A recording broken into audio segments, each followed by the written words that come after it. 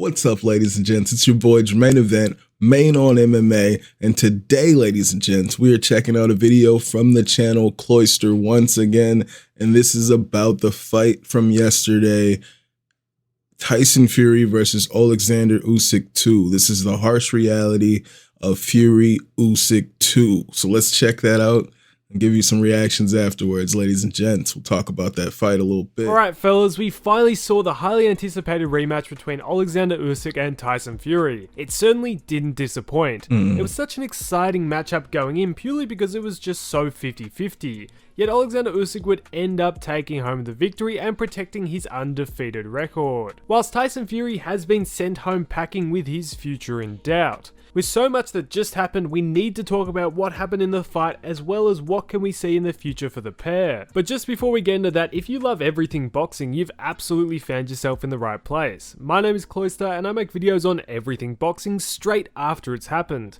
So to stay informed, make sure to subscribe. Now going to this bout, as I said, it was absolutely 50-50. Over my last couple of videos, I pointed towards an Usyk win, yet I couldn't write off Fury completely. What worried me though going into this fight was seeing Fury come in super heavy. I thought that signaled that he was going to go for the knockout. Think the Wilder 2 fight where he came in heavier and managed to walk straight through him. Yet the difference between the two is Usyk can take a step back. Wilder can't. Yet to skip towards fight night, I don't know what was going on with Fury's shorts, but I think everyone online had a meltdown about just how high they were.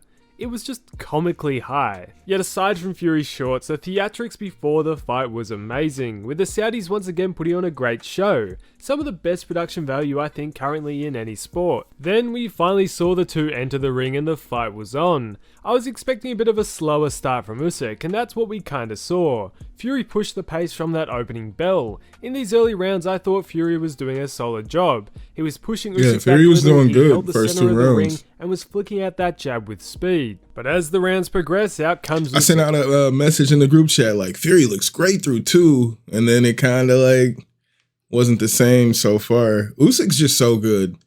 Usyk is aggressive, targeting the body constantly, feinting perfectly, and he begins to throw power shots. He started to really land in the 4th, yet Fury's jab remains strong and the rounds truly remain pretty even. But past the 6th, we see Usyk start to build more and more momentum. By this point, Fury starts to slow down. You can mainly see this through his footwork and hand speed. Whilst Usyk doesn't take a step back, he forces Fury onto that back foot and Fury starts to clinch, and clinch a lot. Yeah, he was they was hugging a lot in there. In these later rounds, we start to see Fury getting caught a bit more. The left from Usyk starts landing. I reckon you can put that down to instead of Fury taking a step. Man, he's so quiet. The volume's all the way up. Back to avoid punches, circling around, you had him leaning back and leaving him in a closer range for Usyk's power shots. It's clear by the later rounds in the fight that Fury's tactics weren't working. Him leaning on Usyk seemed not to wear him down. And what I was really surprised with was the lack of uppercuts. It was only in some of these later rounds he was landing them nice uppercuts, but he just not a lot. Scooping up. These shots would have been integral for Fury to win, and if he started utilizing them in the earlier rounds, we could have seen even more success. The 12th, we saw a fired up Fury begin to try and come back, but truly it was too little too late. They obviously told him he had to go out there and try to win the round for a hope of winning the fight. But Fury's right hand was always close to landing, but by the end it never came home. With many thinking, well, that was an Usyk win. And the judges proved exactly that, awarding Usyk the decision. 116-112 on all the scorecards. Personally, I scored the fight 115-113. I think in rewatching it, you will see how Usyk did pick up a winning share of the rounds. And for anyone who's a Tyson fanboy calling it a robbery, simply, it's not a robbery, it's just a close fight. Tyson simply didn't do enough to beat the champ decisively, and we saw that play out on the scorecards. Also, it's pretty funny when you take in all the people who said Usyk was going to be robbed on the scorecards because Turki Al-Sheikh picked Fury to win. We've seen Turkey try to set up Wilder, Joshua, yet time again, there's proven to be really no Saudi bias when it comes to these mega fights. They simply can't control what happens in the ring, and have shown to try to get the best judges they can. So, when it comes to the scorecards, we haven't really seen majorly biased decisions. Like, think about it, for the Riyadh season fights where there is major money at play, we haven't seen a horrendous robbery. Take Wilder Parker. They needed Wilder to win, yet the scorecards weren't biased, and they gave it to Parker. or Beterbiev Bivol, even though I thought Bivol clinched it, giving it to Beterbiev wasn't the outcome they would have wanted, with the bigger fights for Riyadh season relying on a Bivol win. Simply, they haven't been bad in judging these fights with so much on the line. But of course, the question turns to what's next for the both of them. Let's first talk about Oleksandr Usyk. Now for Usyk, the immediate thought is Daniel Dubois. Yeah. The reason for this is of course because Daniel Dubois stormed the ring. But Usyk said he wanted to go down to cruiserweight even before this fight. And not even a couple questions into Usyk's post-fight interview, Daniel took the microphone and demanded his revenge. If you don't remember, they previously faced late last year, with Usyk winning via a 9th round knockout. Oh yeah, Daniel, he hurt him. Meanwhile, has picked up the IBF belt, which Usyk was forced to vacate. Of course, this fight would be appealing for Usyk, because why wouldn't he want to become undisputed once again? This is obviously what the promoters want, because simply they let Dubois into the ring. Yet Dubois has to first get past Joseph Parker, who I would dub the current boogeyman of the division, in a fight in February. That's a fight Dubois certainly won't want to be overlooking. Yet for Usyk, if he chooses to face the winner, it would give him the break he wants and line him up again for another Saudi card. Although I'm not really sure that this proves anything. I think maybe we could see this happen, but either way, I expect Usyk to move down eventually back to cruiserweight. The cruiserweight division is a completely different landscape to when he was champ. With fighters such as Zerto and Opetaia being the kings of the division, this certainly would be an exciting prospect. And with Opetaia being a favourite of the Saudis, it could be a blockbuster fight that they would be eager to set up.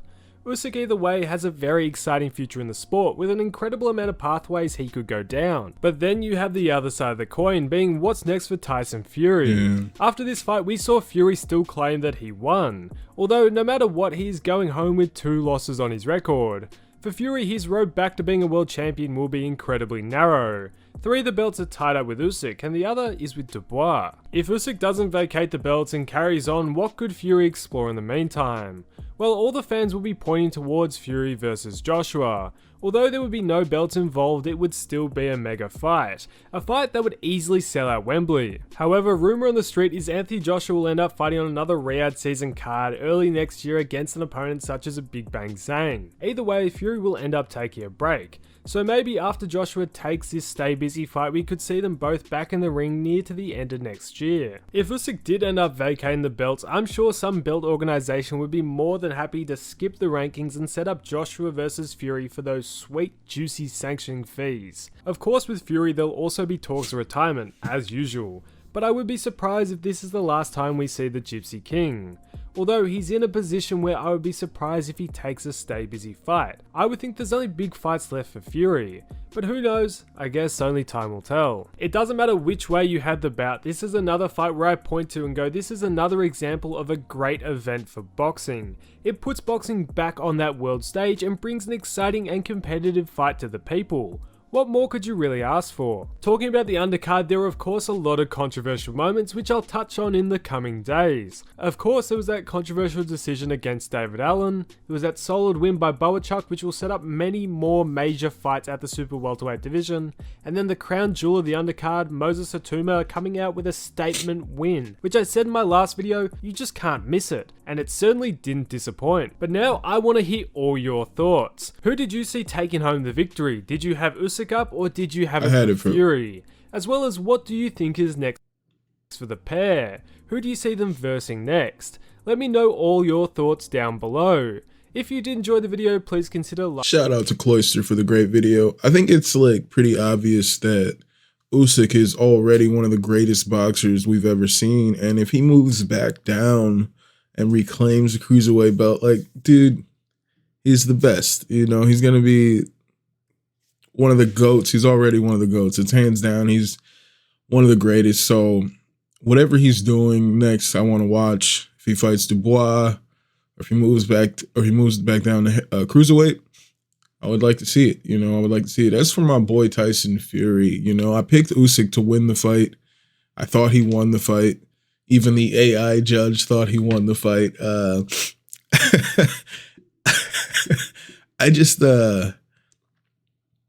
you know, maybe it's the age. Maybe he doesn't have the drive to do this like he used to back in the day when he had such mountains to climb. He's already done it multiple times. He is the man. You know what I'm saying? I say there's no shame at losing at this high, at the highest level. You know what I'm saying? He was on top for so long, and now he lost to this undefeated phenom. This guy is so good. Usyk is so good. He lost to a great fighter, great boxer. Pardon me. He lost to a great boxer, and I think it is what it is. If he chooses to box again, I mean, we're free to see the Anthony Joshua fight. It's wide open. You know what I'm saying? I would be interested in seeing that fight. I would be interested in seeing Tyson Fury versus Francis Ngannou too. If they put it on, I'll watch it, even though the Joshua fight kind of tells me that Fury overlooked Ngannou so much, and that I don't think it would look that way as the first fight went. But I'd still like to see it. I'd still like to see it. Francis just called him out. I'd still like to see it. So, not sure if he fights again, but if he does, there's a few opponents I'd like to see him fight. Not too many. If Usyk moves back down, then boom, belts wide open again. You know what I'm saying? He could be the champ again. There is a path to the belt sooner rather than later, since Usyk is already talking about moving back to cruiserweight. But let me know what you guys think in the comments. Did you guys enjoy that fight? Before I finish, I just want to say that I personally feel like this was a great boxing match. It was one of the best boxing matches, and I would feel like the hype that came with it definitely factored into my excitement for that fight. I will definitely say that, but I thought this was a great boxing match. I was hoping for the draw because I wanted a third fight, and now we might not get that. I'm pretty sure we wouldn't, because just as DC said, like, well, there's not really a trilogy if he won the first two. You know what I'm saying? There's not a trilogy if he won the first two. Like, so there's no real reason to see that fight for a third time at this point. But, maybe Fury comes in, knocks out Ngannou, knocks out Anthony Joshua, which I think is a tall task at this point. I think Anthony Joshua is really good. So that's a tall task. But let me know what you guys think in the comments. Did you enjoy that fight? All right. What do you think is next for Oleksandr Usyk? And what do you think is next for Tyson Fury? Let me know in the comments, ladies and gentlemen. Hit that like, hit that subscribe, and I will see you when I see you. I'll holla.